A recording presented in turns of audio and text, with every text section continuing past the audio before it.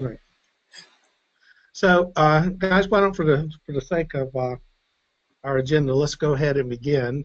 And we are going to be recording it. So, Jeanette, if we need to share this in any way with any of your colleagues, we can clearly do that when we finish. But I wanted to start. CERTL has been around for 20 years, and we were created with NSF funding. At that time, I was in the public school system and directed what was called a CPMSA grant long before the acronym STEM to get underrepresented groups into math and science professions, more immediately into higher level math and science courses. And so through the years we've been doing that, and within the last 2 years we joined partnerships with the University of Texas at Dallas. And what that has allowed us to do, and I'll let Joe speak on his part at any point he'd like to. What that's allowed us to do is to produce a more comprehensive approach to professional development for teachers, covering all types of inquiry. We have been creating problems, project-based learning, for all these years, and we have produced over 1,000 of those. And Joe's Center has been doing projects. We now have the largest repository of problems and projects in existence. And so one of the things that we are going to provide for the teachers in this pilot and in any program that we do is we give them lifetime access to the problems and the projects, because we find that a lot of teachers are in environments where they do not have access to quality materials. And this will help that. They also don't necessarily have the best perspective on quality inquiry teaching, all the approaches, all the pieces and parts. So we're able to do that as well. So what has me head down here is I have been associated with EPSCoR for a long time. Denise Barnes, I've had the privilege of working with her professionally and consider her a good friend, and her predecessor, Henry Blunt, as well. And back in the days of my school system days, I think I helped them be a voice for K-12 for the particular entities within EPSCoR. And now we're at a position where we have something that we feel we can offer to the teachers in the pipeline in the EPSCoR communities that will actually move more teachers and more kids toward what we would call a quality science and math experience.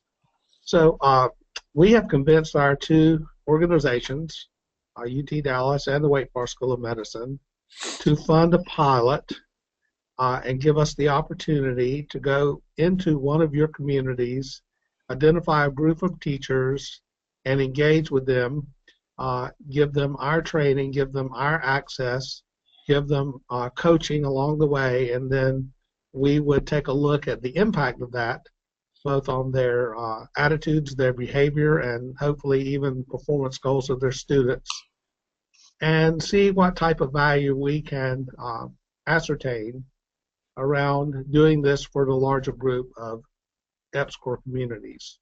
And at that point, I think it would be an opportunity for us to go to Denise and say, we've done this on a short range, and we think it might be interesting to get more people involved.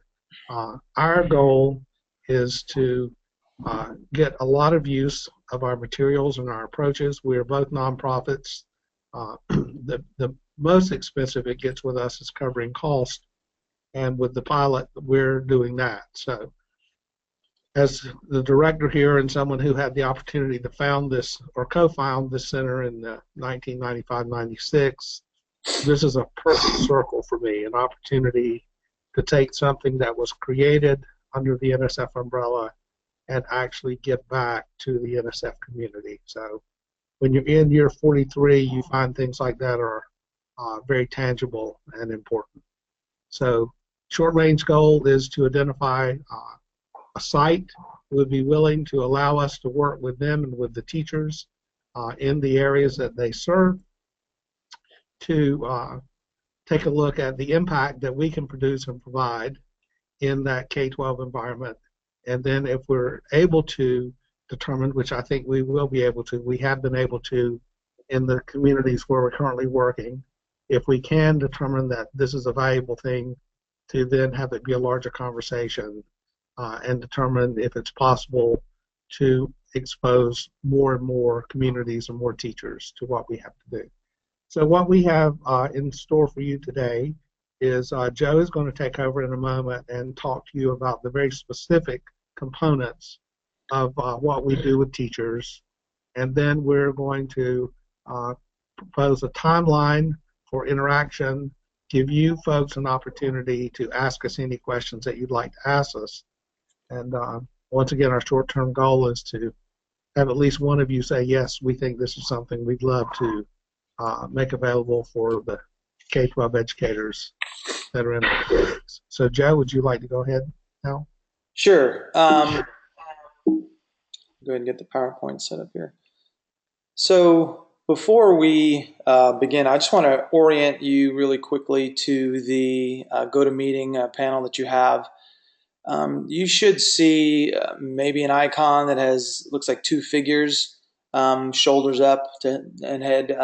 That's the chat area. If you would like to add any of a question or comments, feel free to do that. We're going to try to leave some time at the end of this so that we can field some questions.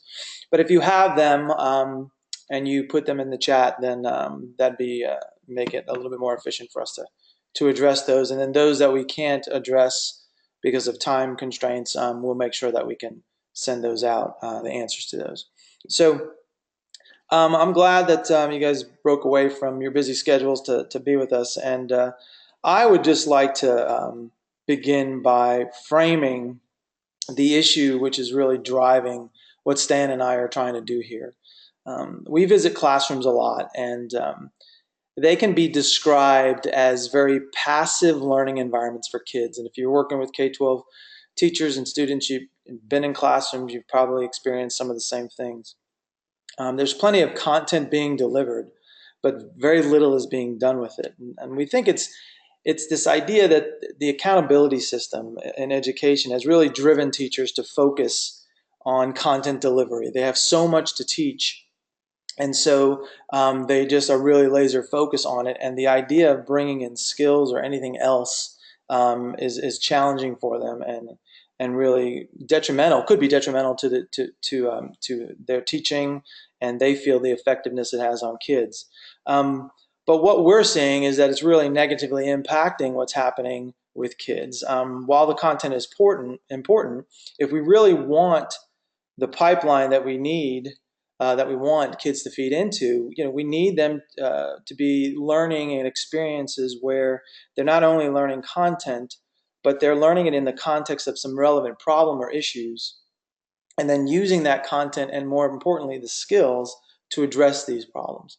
So that's really the issue. That's what we're trying to do here. How can we, so this leads us to the question that we're trying to answer, or at least provide some more understanding around, is how can we provide a framework for teachers that support their need for a laser focus on content standards within an engaging, inquiry-based, relevant context for students to learn in. So that's really the question that we're asking here. And so to do this, we've developed a framework. And on this slide, you see three elements of the framework. I'm going to use these elements to really take us through kind of a superficial look at what we do. And the three elements are quality instruction. Here we're just talking about operationalizing what our definition of inquiry is and provide standards so that teachers can really do the things they need to do consistently. Coaching support, which we'll get into, and then also content resources.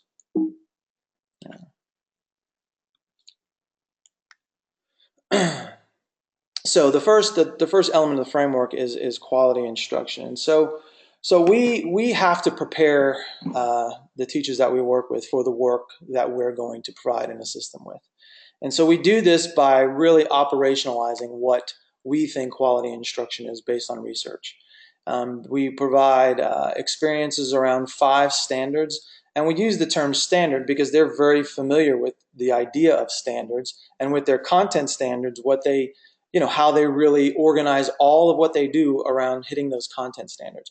So now what we try to do is bring in quality inquiry-based learning standards, 5 simple standards that really help them kind of organize not only the content that they're focusing on, but the way they deliver it. And so what this tends to happen is it allows them opportunities and knowledge of how to bring in the skills, the what they're going to do with the content.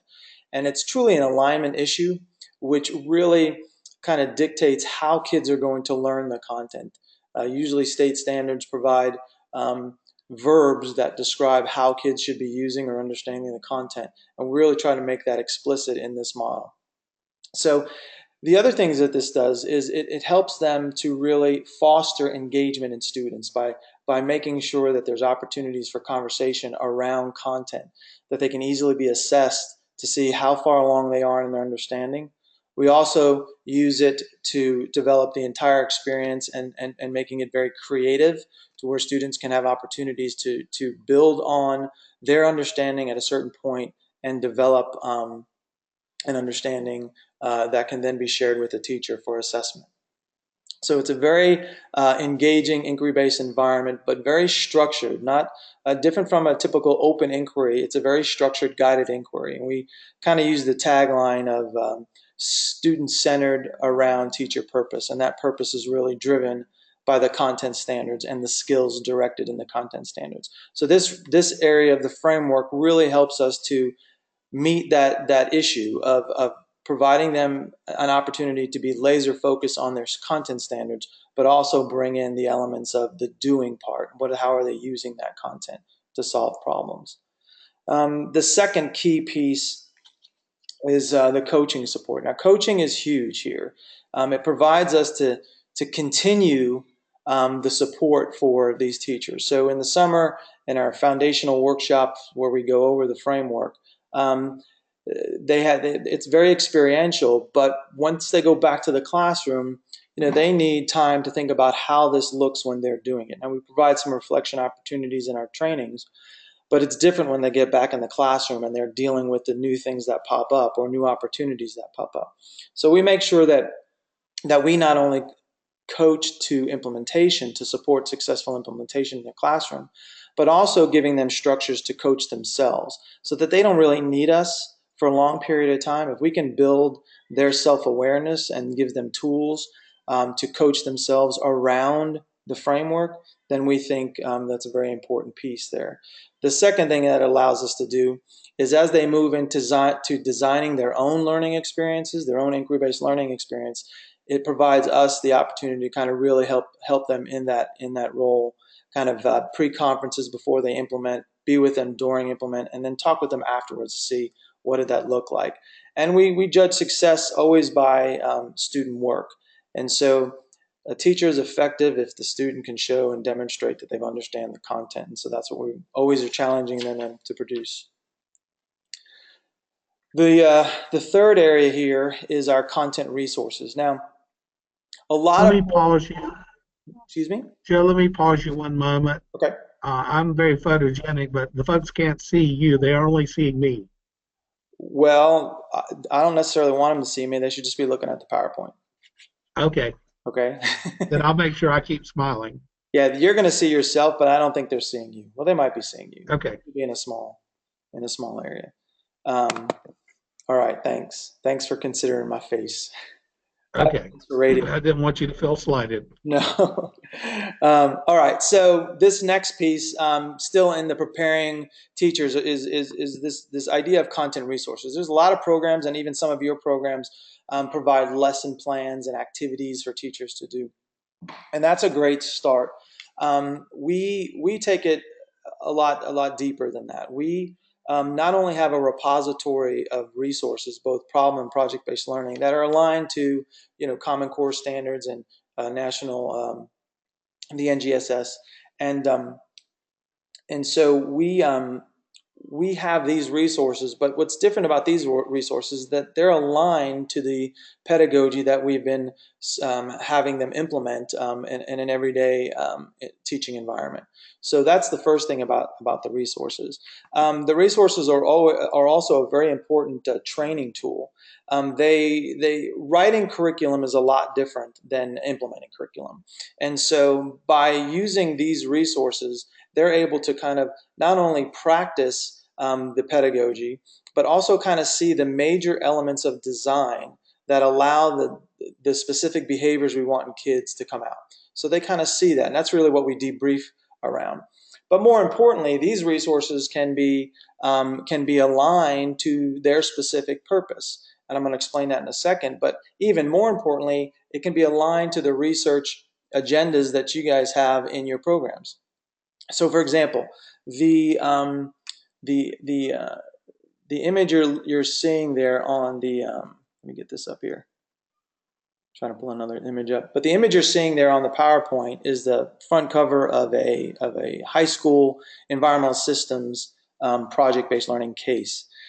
This case is written to meet standards, the state standards for this course, environmental systems. But it could easily be revised and edited to align to certain other content areas. So, for example, with this one, we rewrote it to really support one of your colleagues from Montana, their EPSCoR program. They have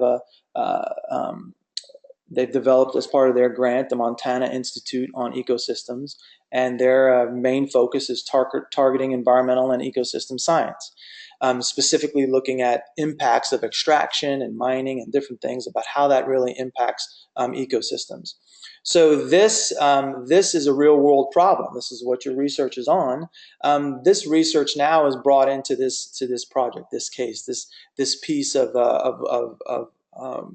curriculum that can be used in the classroom for kids. And just an overview of what this has been rewritten in order to align to that research is that students are basically getting a letter. It's actually a request for submissions from the Montana Institute on Ecosystems to develop some infographic designs that raise awareness in the community about the threat of invasive species. So they learn through this activity, through this case, not only what invasive species are, but how they change and can disrupt ecosystems, and also review the delicate balance that ecosystems have, as well as the resources that are critical for supporting not only the invasives once they're there, but the native species. So this is just one example of how the training, one of the outcomes of our training and support is teachers being able to develop within their classrooms, not outside in bridge camps and things like that, but within their classrooms, activities, curriculum that they can then make relevant and actually connect with outside agencies that are dealing in the same kind of issues that they just dealt with in the classroom.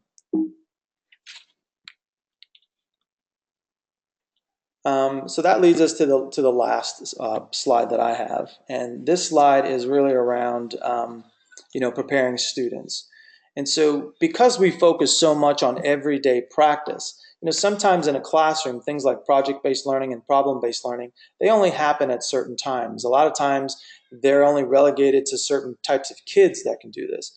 But what this program really is about is, what does teaching need to look like every day so that kiddos can then engage successfully in these more extended inquiries like problem and project. So it's a very scaffolded approach. So over time, every day when we're giving kids the opportunities to think and use content to solve problems, we're actually building and preparing them to engage in more extensive inquiries like problem-based learning, and then an even more extensive inquiry like a project-based learning case that I just went over. These things can last 2 weeks or longer. And so they need to be prepared to be successful in that. And so through this, we're able to build science literacy at a deeper level because they're engaging in problem solving at a level that's very relevant for them. Because we're bringing and connecting this content opportunities to the research that you are doing, then we're naturally engaging them with you, and they're seeing that what they're doing in the classroom, that connection to reality it's a lot easier to make.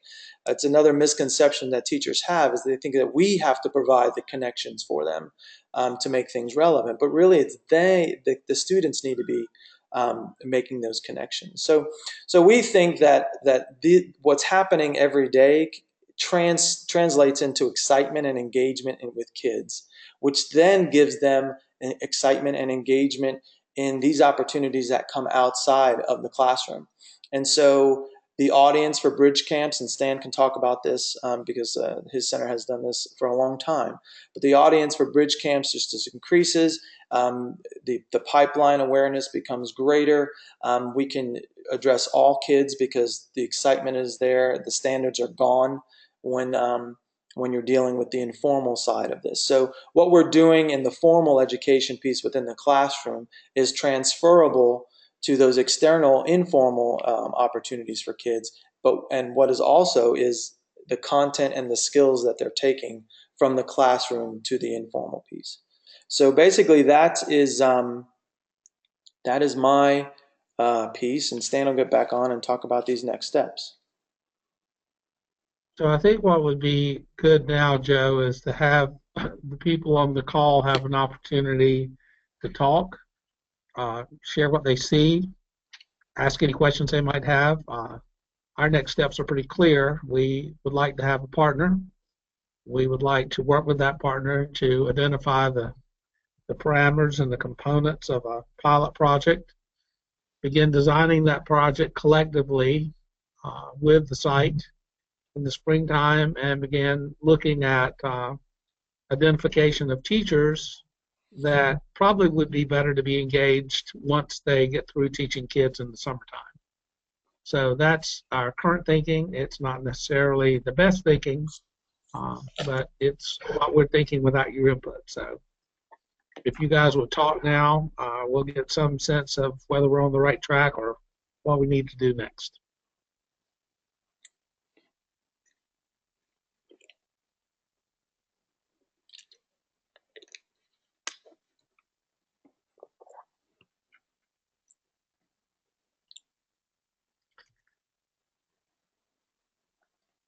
Now, John just submitted a question. He said, are we solely focused on high school or K-12? K-12, and actually it could go higher if you chose, but our resources are targeted K-12 and include all areas of mathematics and science.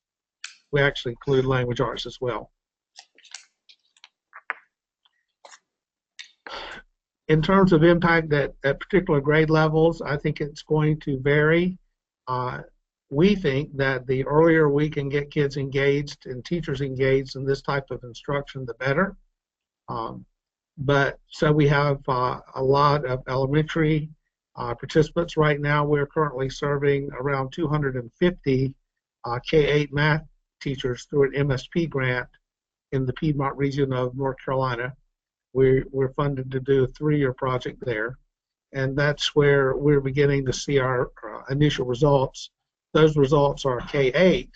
However, we've been working in the 9-12 environment for a number of years and have found that, as Joe talks about with the bridge work, if we can get kids into an alternate trajectory, get them into the appropriate math classes in the middle school so that they can take the more rigorous science and math classes at the high school, we begin to see a difference in how they move through high school and what they're capable of doing and where they're capable of going once they get through. So, John, hopefully that answers your question. Yes, Dan, I would add something to that question as well. Around the idea of solely focused on high school, I think that because this, and we've been able to use this framework in multiple levels. I mean, I've been able to work with Girl Scout volunteers in the curriculum they provide to kids. I've been able to, we've been talking about the work in translational science and mentorship and with higher ed. And so I think if if we have an opportunity to work with people who are creating or designing learning experiences, regardless of who they are, um, if they're in that role of designing and creating learning experiences, then that framework is definitely transferable, I think, to those grade levels as well. So you're talking undergraduate and graduate work.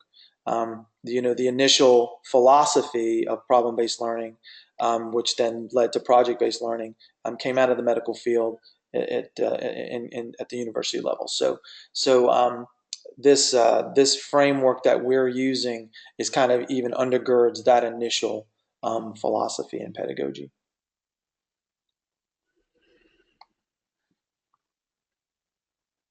Now, Jeanette has requested that we have a little bit of a conversation as to what you guys would like to accomplish with the teachers in the communities that are engaged in your initiative. So,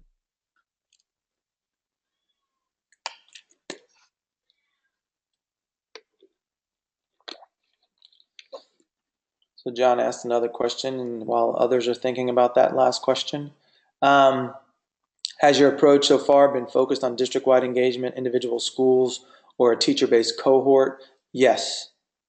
It's been all of them.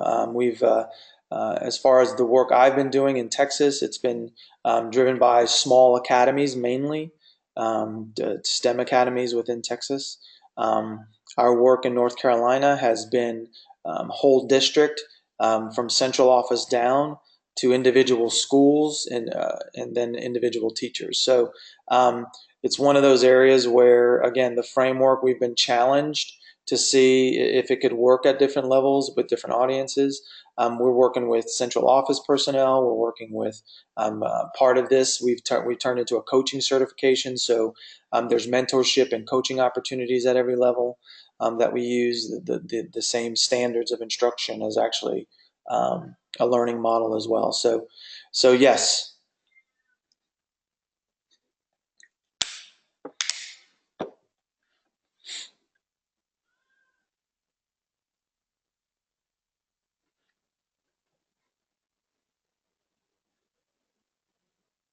So is there anybody out there who are on that want to share? Do you have any um, goals or vision of what you're wanting to accomplish with teachers? If you're doing that already, what does that look like? How could this possibly expand it? I can go. I'm Lori. I'm from Maine EPSCoR, and I do all of our K to 20 STEM programming throughout the state. I'm currently engaged with teachers. I've been designing curriculum with our cooperative extension office, Mhm. and they're hands-on toolkits that relate directly to the research that we're doing. And we partner with faculty and graduate students to incorporate their research findings into the lessons. And then we've been training teachers across the state with those toolkits, and we're finding that the K to 5 group in the state does not have a lot of access to science curriculum, Mm. and that most of the curriculum in the state of Maine that's made place-based is for middle school or high school teachers. So I'm currently looking to try to expand more targeted curriculum for that K to 5 space in the state, because it's the piece that needs the most attention according to all the survey work that we've done. Sure. So that's why I've joined the call to hear about the program that you were doing. mhm. Yeah, we have some great resources, K-5. Actually, some of our biggest implementers are elementary teachers, and especially in that area, what you're talking about in Texas, it's huge. Texas, science isn't tested until fifth grade, which means it really isn't even taught until after the writing test in fourth grade. Um, and so we have some challenges there as well. And then being in North Carolina, it's the same things. They have resources, but it seems like a lot of the resources are dated.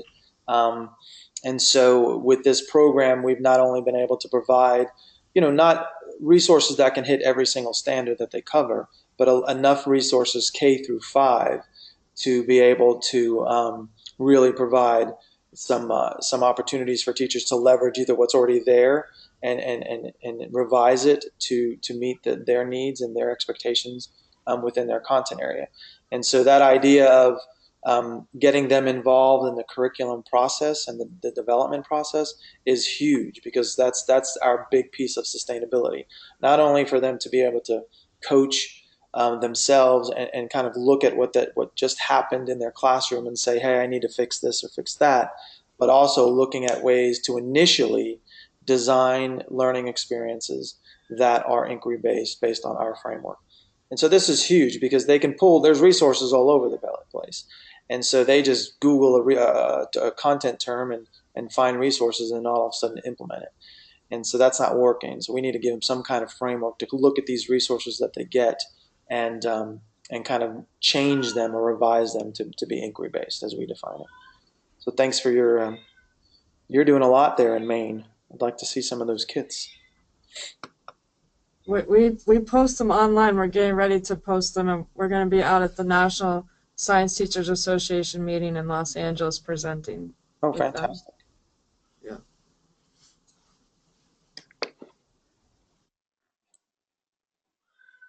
Well, it is 3:32, and we want to honor your time for sure. So, Stan, what do you think? And we can. I'd like to hear from Jeanette and see what she thinks a good next step would be. Thanks, Stan. I just wanted to make sure that anybody else who, Jamie or anybody else who's on the line, if there's something you would like to add before we go on, or a question that you would like to pose to Joe and Stan. Well, I actually would like to know how many sites are you able to use with this pilot project? Are you looking for just one place to begin, or is there the opportunity for multiple sites? We have secured funding to go to one area and present the work. Now, that doesn't mean we can't present the work in other areas, but our initial funding that we've been able to secure from our institutions has allowed us to identify one site in which we would pretty much do everything at no cost to any EPSCoR site. Anything that we did in addition to that, we would have to figure out a way to recoup the cost of presenting the program. In other words, we can only absorb the cost of going to one site for 3 to 5 days, plus the continued support and the evaluation. Now, if someone wanted to identify a location and have teachers from more than one site go to that location, we would be able to pull that off, because our coaching is primarily done virtually, and we would be able to do that regardless as to where they came from and went back to. Does that make sense? Mm-hmm. Yes. So do you mean we could host like a seminar of some Well, kind? it's been our experience that this type of work needs to be at least 3 to 5 days of initial work in order to get people in a position where they can benefit from it with follow-up. So you could do an awareness seminar for people, but as far as having them really, what I would say, leave with the capacity to put something in play in their classroom, we are recommending an institute that's 3 to 5 days in duration. Okay, thank you. And there's another question here in terms of our funding and then pilot size. The one about funding, our resources are designed to cover the content, to cover the cost of the access, to cover the coaching and the evaluation. So we would not have funding, for example, for a teacher stipend. The district would have to provide that. So hopefully that will give you some sense of what our constraints are financially for the pilot. In terms of size, John has asked 10 to 15 teachers. I think that is open for discussion. with the work we do, particularly training people in groups, we tend to like groups that are at least 30, just because of the rich dialogue that produces and the way we're able to break them up and give them different assignments. But I think if you get much smaller than 15, you begin to lose some of the traction that's available in the training. Yeah, for a pilot, I think also, more than just number, but willingness, and to participate. I mean, sometimes with opportunities like this, teachers are voluntold to participate, and that doesn't really work well. So if we had 15 teachers and they were all on board, we could make it work. But yeah, like Stan says, logistically, and to really try to replicate learning experiences in a classroom, 25 to 30 is a good number to do that with, because we try to model all the instructional experiences for them. So we want it to be as close to a classroom as we can. Can I ask one last question? Sure. This is Lori again from Maine. So I'm actually thinking of, right now I'm doing a lot of work with island school teachers and one-room schoolhouses. Are you looking more for traditional teachers that are just teaching straight fourth grade, or because like I'm working with 60 island teachers off the coast that have multiple age classrooms? Sure. No, we have people with all assignments. Yeah. This is really a focus on the pedagogy, and then we use the content to kind of as the umbrella of it. So what ends up happening is each individual person is a learner, and we treat them as an individual learner. So they're bringing to the table whatever their unique experiences are and contexts are. So that's why the coaching element is so important, because in unique situations like that, it's very difficult to address that teacher's issues and challenges in a unified session with 15 or 30 people in it. So the coaching really helps address individual needs and expectations of each participant.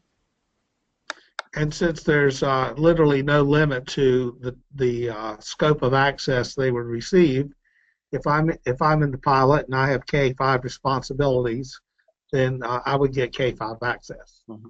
So our commitment is to make sure that the access to problems and projects that we grant teachers is consistent with their teaching responsibility. So it does not make a difference for us. We can also give them access to math problems and to language arts problems if they have that responsibility. The key is the pedagogy, the instructional standards, and the resources are just meant to assist them in having quality instruction. And then we particularly have interest in the fact that we can teach them how to develop or to adjust their own problems and projects to more closely align with the science that your particular jurisdictions are engaged in.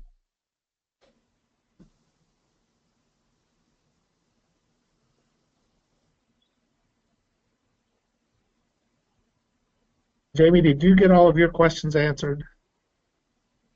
Yeah, I believe so, actually. Okay. Yeah, thank you. John, did you? Mm-hmm.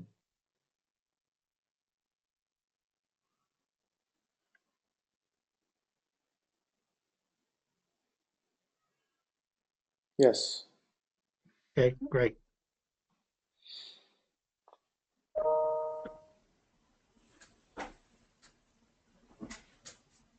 Good.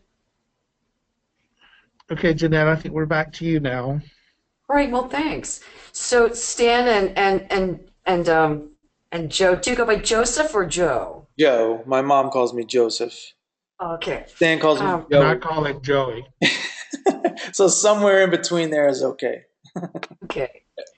So Stan, you're going to be you've stepped up to be the contact for anyone in an expert jurisdiction who would like to talk with you offline, or kind of drill down in some way, and then you and I can stay in touch on where things stand as you have a chance to talk to others, right? Okay. that's fine. And if someone on this call automatically knows that they would like to move forward, that would be good too, and we could possibly set up a next step. Jeanette, I'm recording this too, so I'll make this available once I get the link. I'll send it to you, or Jim can send it to you, where it's housed. So if there's anybody that wants to share this, even who's on this call, but you want to share it with somebody else, that's great. It'll be recorded. Yeah. In terms of logistics for us, it's important that we very quickly identify the site that has the interest and begin costing that out. Our bosses are now requesting our specific budget since we're, what you might say in our world, running in the red for this particular project. We just need to make sure that we have a sense of of what it's going to cost the institutions for us to go deliver it. But they are still very supportive. They just would like to know who we're going to be working with and what we anticipate. This is Jim Duffy. Oh, go ahead, Jim. Can you folks hear me? I just wanted, I've been listening quietly in the background. I just wanted to say to Jeanette, thank you so much for your work in putting this together for us. We really appreciate you reaching out to the EPSCoR group, and we are very appreciative of Jamie and Lori and John for taking time to sit in on this call. And I will be in touch with on the as Joe mentioned, once we have the recording in a place where people can access it, I'll continue to be in touch with you, Jeanette, on some details like that. So I just wanted to say thank you. Great, Jim. Yeah, it's my pleasure. I hope there's a good connection that comes out of this. We all do. I think it's good for everyone. Absolutely. Thank you. Well, I think that does it, Joseph. What do you think? Everybody got the contact information. I'm showing my screen off there, and I think you've been able to see my face. So have a great afternoon, and thank you for your time. Thank you very much. We look forward to talking with you. Thank you.